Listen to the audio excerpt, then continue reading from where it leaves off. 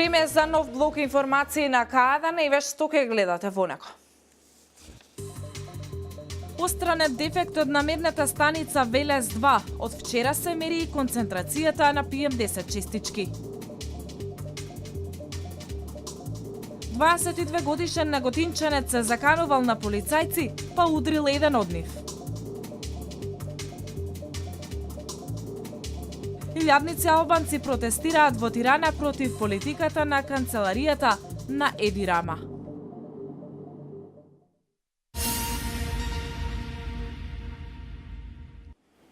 Остранет дефектот на мерната станица Велес 2. Од вчера се мери концентрацијата на PM10 честичките. Од графичкиот приказ од апликацијата Мој воздух денеска во 16 часот, PM10 честичките изнесуваа 85 милиграми на метар кубен. Повеќе на оваа тема од прилогот што следува.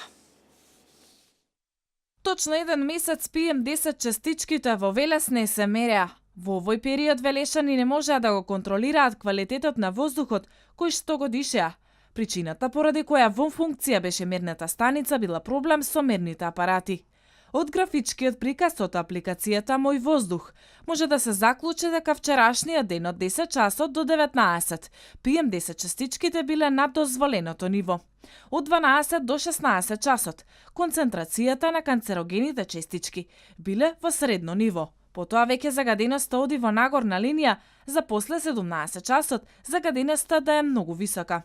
Во 19 часот PM10 честичките биле 238 милиграми на метар кубен. Крајната граница во која овие честички не се штетни по здравието на луѓето е 15 милиграми на метар кубен. Следејќи ги податоците од апликацијата Мој воздух, констатиравме дека концентрацијата на канцерогените честички после 19 часот почнува да се намалува, па во 20 часот нивната вредност беше 107 милиграми на метар кубен, што е двојно повеќе од дозволеното. А дека дишењето на загаден воздух е штетен по здравието на луѓето, докаже и научната студија на Институтот за јавно здравје. Експертите од институтот посочуваат дека 30 до 35% од болестите во Македонија се предизвикани од аерозагадувањето. Како последица на ова, годишно умираат околу 1300 лица. Смртните случаи се предизвикани од 3 големи групи заболувања кои се директно поврзани со аерозагадувањето, а тоа се исхемична болест на срцето, мозочен удар и рак на белите дробови. Во насока на обезбедување на поквалитетна животна средина, советниците во Советот на општина Велес неодамна изгласаа итни мерки чија основна цел е подобрување на квалитетот на амбиенталниот воздух. Општината отвори телефонска линија на која граѓаните можат да пријавуваат доколку некој пали гуми, кабли, отпад, стрништа, пластика и друг вид опасен отпад кој предизвикува зголемување на загаденоста на амбиенталниот воздух.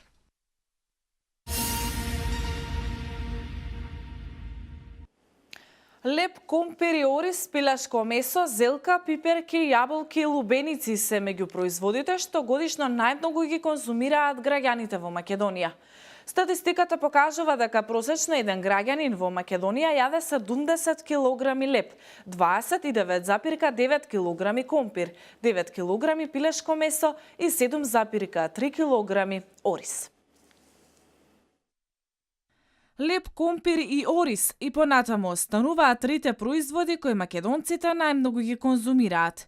Статистичките анализи покажуваат дека еден граѓанин годишно јаде 70 килограми леп, скоро 30 килограми компир, нешто повеќе од 7 килограми орис, 19 килограми пиперки и 14 килограми домати. Од домашното овошје најмногу се конзумира јаболко, по 13 килограми во изминатата година изел секој македонец. Од морската храна најмногу била конзумирана рибата ослик, но и конзервираната туна и сардина, додека од свежата риба македонците најмногу јаделе пастрнка, па потоа доаѓа крапот и на крај црвеноперката. Македонците пијат млеко во тетрапак и тоа годишно по 24 литри, 13 литри јогурт. Скоро по 7 килограми јаде сирење секој македонец, двојно помалку или 3 килограми урда и кашкавал и нешто помалку од пола килограм топено сирење. Македонците се љубители на газираните напитоци, пијат многу сокови, минерална вода, но и пиво. И тоа скоро 24 литри сок, 20 литри минерална вода, нешто помалку од 10 литри пиво.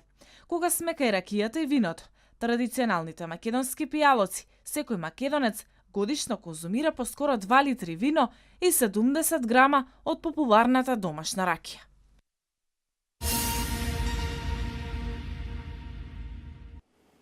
Продолжуваме понатаму со хроника. 38 годишниот ЗА од Велес нападнат во неговиот дом од страна на 4 лица со иницијали ЕДЖ, СДЖ, АДЖ и РВ. Најпрво ЕДЖ извадил нож и му се заканил дека ќе го убие оштетениот, а веднаш потоа сторителите го нападнале и го удриле со раце и нози и цепеници од дрва по целото тело. Откако завршиле со нападот, повторно му се заканиле дека ако пријави ќе го убијат. Кога напаѓачите излегле од неговата куќа, ЗА се јавил во полиција и се сокрил во куќата на неговиот татко и неговиот брат. Напаѓачите повторно се вратиле и мислејќи дека оштетениот е се уште во куќата, започнале да ги кршат стаклата од прозорците и повторно се заканувале. Се превземаат мерки за целосно расчистување на случајот.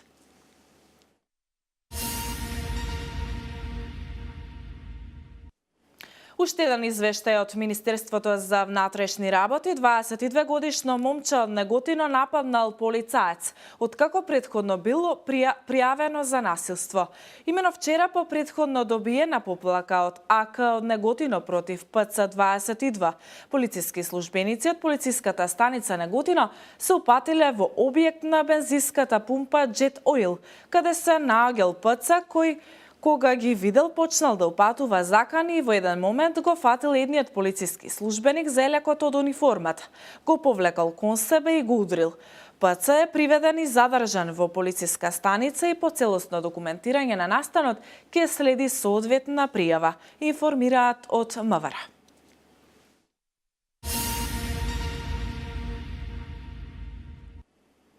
Председателот на ВМРО-ДПМН Христијан Мицкоски во прва работна посета на највисоко можно ниво на Брисел. Мицкоски заедно со подпредседателот на ВМРО-ДПМН Александар Николовски и членот на извршниот комитет Владко Ѓорчев ќе остварат голем број на средби со високи представници на Европската Унија, како и со представници на Европската народна партија, во која члени ВМРО-ДПМН. Во текот на утрешниот ден се очекува делегацијата на ВМРО-ДПМН да започне својата агенда на средба со комесарот за проширување на Европската Унија Јоханес Хан. Мицкоски во текот на утрешниот ден ќе има и средба со високата представничка за надворешна политика и безбедност во Европската Унија Федерика Могерини, како и со председателот на Европскиот парламент Жозеф Дол. Вестите од земјава. Овој процес бара инклузивност, посветеност и политичка одговорност со цел градење национален консензус во Република Македонија, изјави премиерот Зоран Заев по средбата со политичките представници во клубот на пратеници. Со решавањето на билатералниот спор кој трае 25 години, имаме цел да обезбедиме напредок и интеграција на Република Македонија во Европската Унија и НАТО, како и заштита на националните интереси и достоинството на нашиот народ. За да ги оствариме овие цели, неопходна е вклученост на владата, опозицијата, председателот на државата, како и навремено и објективно информирање на граѓаните на Македонија.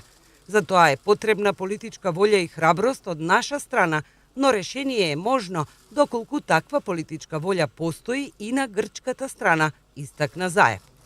Интеграцијата заедно со реформите и економските мерки се клучни за подобар живот на сите граѓани во Република Македонија.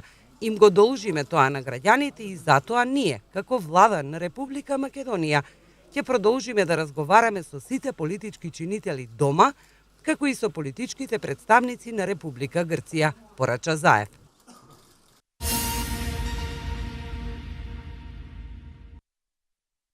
Средбата беше од очекуван информативен карактер. Министерот Димитров и премиерот Заев не информираа за текот на разговорите, преговорите, изјави лидерот на ВМРО-ДПМН Христијан Мицкоски по вчерашната координативна средба за спорот со името. Исто така беше презентиран и предлогот од страна на господин Нимиц, предлог кој помалку или повеќе е познат на јавноста во Република Македонија. Можам да кажам дека од овој момент па натаму целокупниот процес за водење на преговорите поврзани со овој спор го води владата, Тој спор треба да продолжи и понатаму да го движи, рече Мицковски. ВМРО ДПМН нагласи Мицковски, е силен поддржувач и останува единствен на опцијата дека Република Македонија мора да биде дел од НАТО алијансата и ЕУ и ВМРО ДПМН останува на браникот на државните и националните интереси на Република Македонија.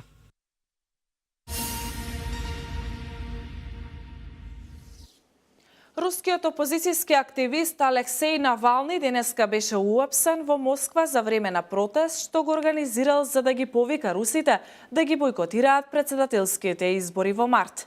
Навални се подготвувал да се обрати пред неколку стотици приврзаници кога повеќе полицајци го привеле и однеле со полициско комбе.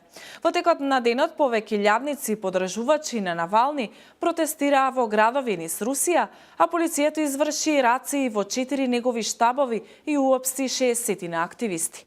Блог вестија Цветот. Долг е патот кој што треба да го изодат и Македонија и Грција за решавање на спорот со името. Ова во Грција го изјавил тамошниот премиер Алексис Ципрас, потенцирајќи дека постои можност за надминување на проблемот, бидејќи новото раководство во Македонија покажувало подготвеност да преговара. Тој оценува дека напредок има, но засега и двете земји се далеку од решение. Според него, најавите за промена на името на аеродромот во Скопје и автопатската делница се символични пораки кои воделе до приближување на меѓусебните односи. Моменталната состојба и начинот на кој владата ги реализира преговорите во Грција жестоко се критикувани од Нова демократија, додека пак Комунистичката партија смета дека во моментов минимални се шансите за решение на спорот меѓу двете земји. Според најавите, Метио Нимиц утре ќе пристигне во Грција и 2 дена потоа и во Македонија. Со државниот, но и партискиот врв ќе разговара за изнаоѓање на решение на дведеценискиот спор.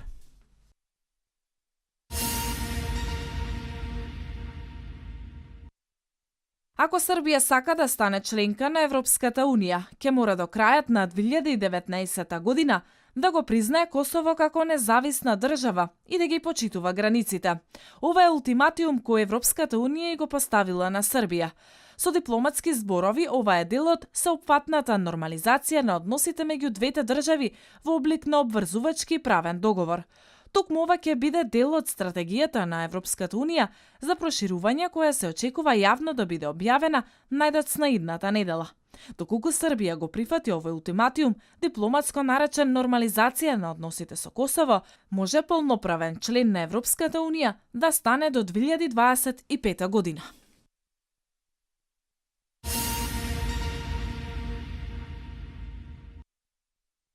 Огромен број на луѓе излегоа на улиците во Тирана и заедно со двајцата лидери на протестите Лулзим Баша и Моника Криеманди побараа оставка на владата на Еди Рама. Баша и Криеманди апелираа до граѓаните да не подклекнуваат пред власта, охрабрувајќи ги да дадат отпор.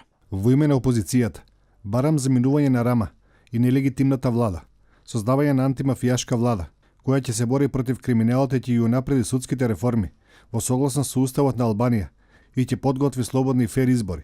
Тоа е одлуката и повикот на народот на кој му беше негирано правото на избор со глас, бидејќи нарковладата на Еди Рама ги подбусна наркобандите. Организаторите задоволни од одзивот на протестите, според нив ова било сигнал дека народот не верува на власта и дека е со опозицијата.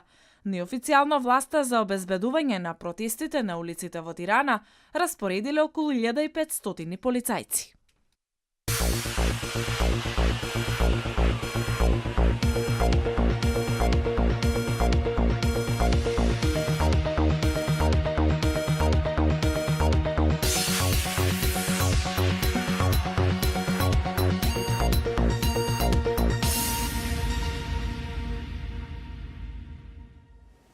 Времето денеска сончево со мала облачност и слаб до умерен северен ветер, температурата во интервал од 6 до 13 степени.